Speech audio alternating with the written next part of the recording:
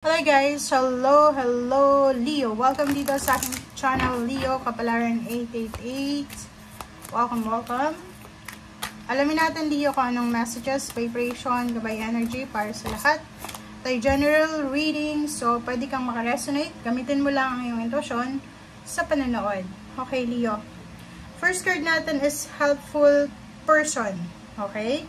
Leo, comment down below if you resonated. Dito sa card na to, there is someone na gustong tulungan ka. So, Leo, kung may mga kailangan kayo ng tulong, may mga gusto kayong gabay, may financial help na kailangan nyo, isipin nyo kung sino yung taong to and initiate contact. So, ikaw yung ikaw yung mag-initiate ng communication. Huwag kang maghihintay. Okay? Ikaw yung maghanap. At ang helpful person na to, hindi siya lalapit sa'yo.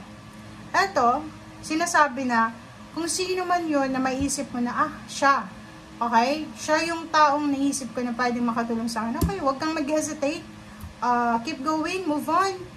And yun, punta ka doon sa taong yun, or pwedeng mag-message ka. Dahil pwede siyang makatulong sa'yo. If in case naman hindi siya makatulong sa'yo, marami pa naman na iba. Diba? Hindi naman iisa siguro yung kaibigan mo, or hindi ka naman siguro mag-isa sa mundo. Okay? So, dito sinasabi na maraming possible na matutulungin na tao ang makakatulong sa iyo kung ano man na kailangan mo ng tulong.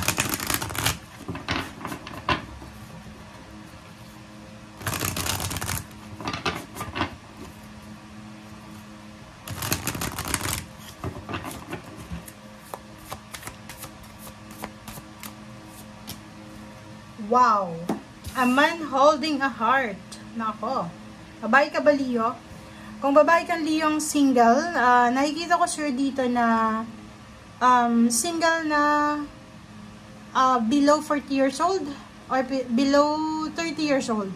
Kita ko sure dito single ka and siguro yun yung kulang sa'yo.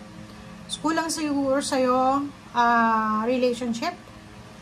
Siguro yun yung minamanifest mo, wini-wish mo, pinagpipray mo na sana dumating na sa buhay mo. But nakikita ko sure dito, yung babae ka na naghahangad ng ganito, huwag kang masyadong ma-stress, okay? Huwag kang masyadong ma-stress, maghintay, kasi everything happens for a reason. And hindi naman ibig sabihin na wala ka pang relationship sa ngayon, wala na talaga. Kasi minsan, may mga delays, pero yung delays na yon yung pala yung maganda, 'di ba? Kasi minsan maagang nakapag-asawa, 'di ba? Naghirap sa buhay. And siguro itong delays na to sa'yo, siya talaga yung kung ano man to na kailangan mo, ibibigyan siya sa tamang panahon. So tamang oras, right time, right place, right person, or kano pa man na right.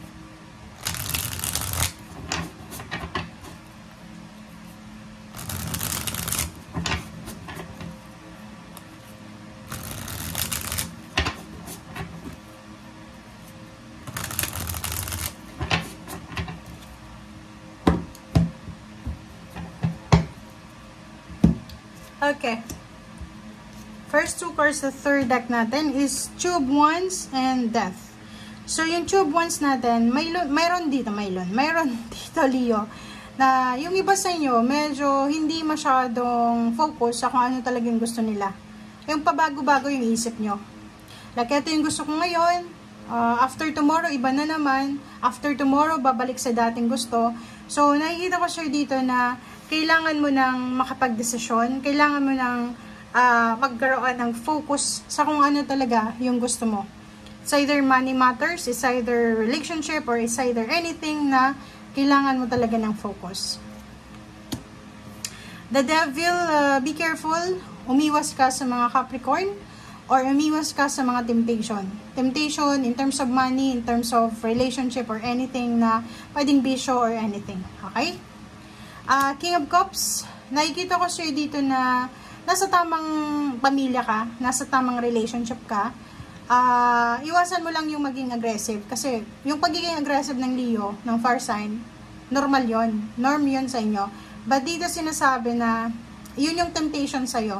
Ang temptation sa'yo is iwasan mong maging aggressive, iwasan maging impulsive, kalmahin mo ang sarili mo. Kasi pag hindi ka naging kalmado, babagsak yung foundation mo. Pwede kang makakuha ng kaaway, pwedeng masira yung diskarte mo, pwedeng mawala lahat. So, kailangan mo dito ng focus, kailangan mo dito ng pasensya, self-discipline, okay, integrity, parang ganon, yung sinasabi ng card mo. Okay. So, Ten of Pentacles, meron ditong Ten of Pentacles na baraha. So, ibig sabihin, may incoming, upcoming, lump sum of money. Okay?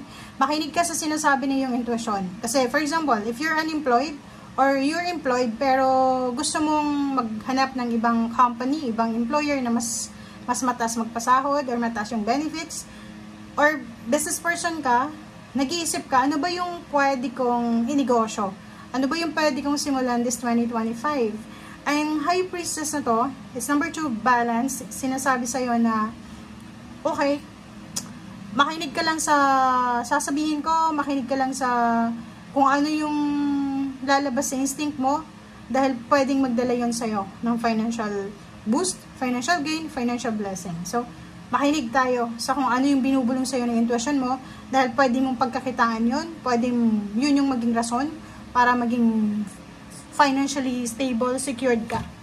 Okay? Okay, next is 5 of Cups. And 3 of Wands. And 10 of Swords. So, in terms of relationship, meron kang mga relationship na kailangan i-give up. Meron kang mga attachment, emotional attachment, financial attachment, na kailangan mo nang i-give up. Meron kang mga connection sa buhay.